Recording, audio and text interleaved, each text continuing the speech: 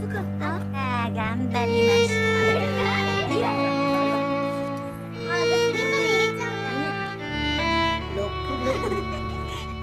Halo Movie Lovers, kembali lagi di Lena Gaul Channel.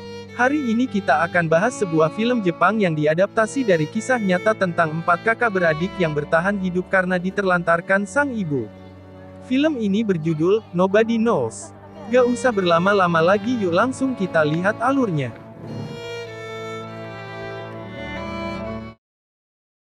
Kisah ini bermula saat seorang wanita bersama anak lelakinya yang baru pindah menyapa pemilik gedung apartemen tempat mereka akan tinggal. Wanita tersebut bernama Keiko Fukushima dan anak laki-lakinya bernama Akira Fukushima. Keiko mengatakan jika suaminya sedang berada di luar negeri untuk bekerja, jadi mereka akan lebih sering berdua di rumah. Kedatangan barang-barang mereka sangat dinantikan oleh Akira dan ibunya. Terutama 2 buah koper berukuran besar, kedua koper tersebut bahkan mereka angkat sendiri ke rumah baru mereka. Setelah pekerja selesai menurunkan seluruh barang, barulah kedua koper tersebut mereka buka. Isi kedua koper tersebut adalah 2 adik Akira, yakni Shigeru dan Yuki. Mereka disembunyikan agar pemilik apartemen dan tetangga tidak terganggu dengan kehadiran anak kecil seperti di rumah mereka yang sebelumnya. Sementara ibu beres-beres, Akira pergi ke stasiun untuk menjemput adik perempuannya satu lagi bernama Kyoko. Untuk bisa masuk ke apartemen Kyoko harus menunggu aba-aba dari Akira. Berada di rumah baru membuat Keiko kembali mengingatkan anak-anaknya aturan yang harus ditaati. Mereka tidak boleh berteriak dan tidak boleh keluar terutama berada di beranda. Tetangga tidak boleh mengetahui keberadaan mereka, dan hanya Akira yang boleh terlihat. Saat Keiko bekerja, Akira lah yang bertanggung jawab atas rumah dan adik-adiknya. Akira berbelanja untuk kebutuhan di rumah dan memasak untuk adik-adiknya. Sementara Kyoko, yang bertugas mencuci pakaian terpaksa berada di dalam gelap agar tidak terlihat siapapun. Setiap malam Akira yang tidak bersekolah belajar sendiri di rumah. Setelah ibu pulang, ibu akan menemani Akira belajar. Sambil menikmati matahari pagi, Keiko bercerita pada Akira bahwa ia sedang jatuh cinta. Akira yang sering melihat ibunya merasakan hal yang sama hanya bisa diam. Malam hari, Akira yang mendengar ibunya pulang, melihat dari jendela bahwa seseorang mengantarkan ibunya. Akira tidak begitu menyukai apa yang dilakukan ibunya, ia pun berpura-pura tidur saat ibu masuk. Namun karena Keiko membawa sushi, ia pun membangunkan anak-anaknya untuk menikmatinya bersama. Kyoko mengatakan pada Akira bahwa ibunya berbau miras. Karena pengaruh miras, Keiko mengungkit kenyataan bahwa anak-anaknya memiliki ayah yang berbeda. Ayah Akira merupakan pekerja di bandara, sementara ayah Kyoko merupakan seorang produser musik. Keesokan paginya, Akira melihat pesan dan uang yang ditinggalkan sang ibu. Ibu yang pergi entah kemana menitipkan Kyoko, Shigeru dan Yuki pada Akira. Dengan uang tersebut Akira harus membayar segala tagihan baik air maupun listrik serta berbelanja untuk kebutuhan sehari-hari.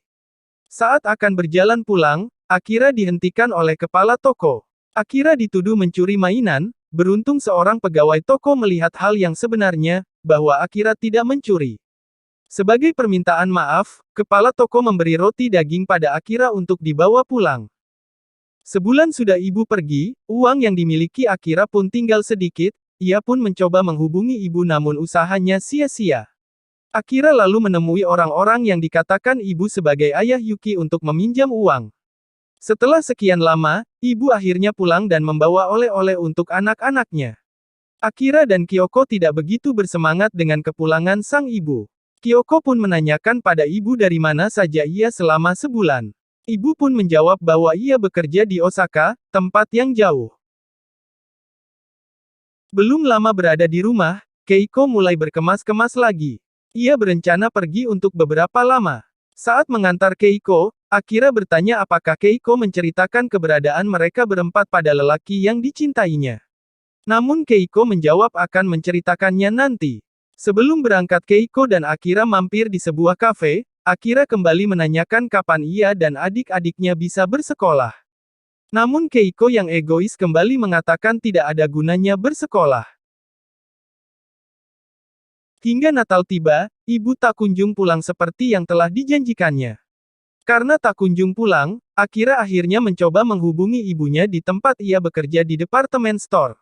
Namun sayang, sang ibu ternyata telah mengundurkan diri sebulan yang lalu. Untuk menghemat uang, Akira dan adik-adiknya hanya menikmati mie instan untuk makan malamnya.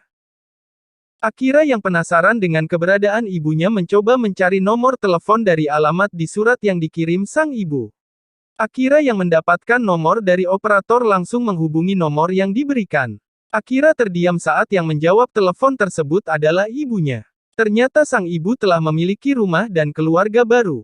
Di hari ulang tahun Yuki, Yuki ingin menjemput ibunya di stasiun. Yuki mengatakan bahwa ibunya pasti pulang di hari ulang tahunnya. Tidak tega melihat adiknya bersedih, Akira pun membawa Yuki ke stasiun. Namun saat akan keluar, mereka bertemu dengan pemilik apartemen. Akira langsung mengatakan bahwa Yuki adalah sepupunya, pemilik apartemen yang tidak mencurigai apapun percaya pada perkataan Akira. Setelah menunggu lama di stasiun, ibu tetap tak kunjung datang. Meski sedih Akira dan Yuki pun pulang ke rumah. Melihat anak-anak lain bersekolah, Akira pun ingin bersekolah dan memiliki teman. Melihat sebuah tempat bermain game, ia pun memasukinya. Dari sini ia kemudian berkenalan dengan dua anak yang jadi temannya.